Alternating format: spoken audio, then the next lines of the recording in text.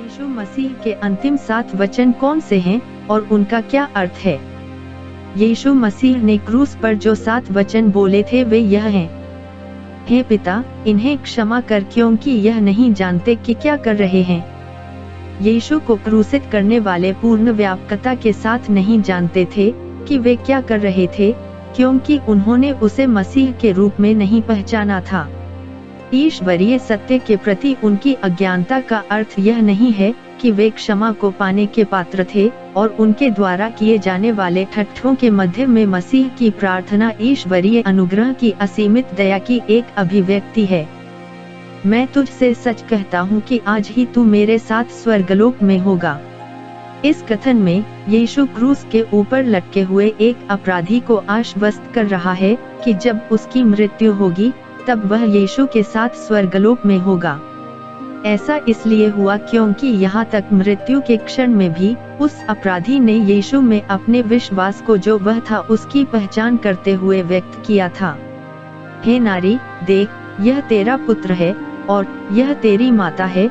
जब यीशु ने क्रूस के पास प्रेरित यूहन्ना को अपनी माता के साथ खड़ा हुआ देखा, जिसको वह प्रेम करता था, तब उसने यूहन्ना के हाथों में अपनी माता की देखभाल किए जाने के लिए उसे सौंप दिया और उस घड़ी से ही यूहन्ना उसे अपने घर ले गया।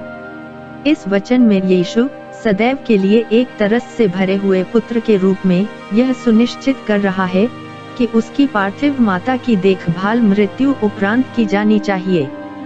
मत्ती 27:46 हमें उस 9वें घंटे के बारे में बताता है जब यीशु ने ऊंची आवाज में पुकार कर कहा था, एली एली लमा शबक्तनी, जिसका अर्थ है मेरे परमेश्वर, तूने मुझे क्यों छोड़ दिया है।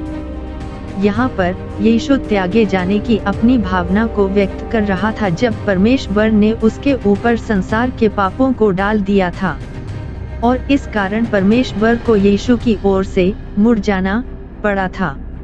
जब यीशु पाप के भार को महसूस कर रहा था, वह शाश्वत काल से लेकर अब तक केवल इसी समय में परमेश्वर से पृथकता का अनुभव कर रहा था।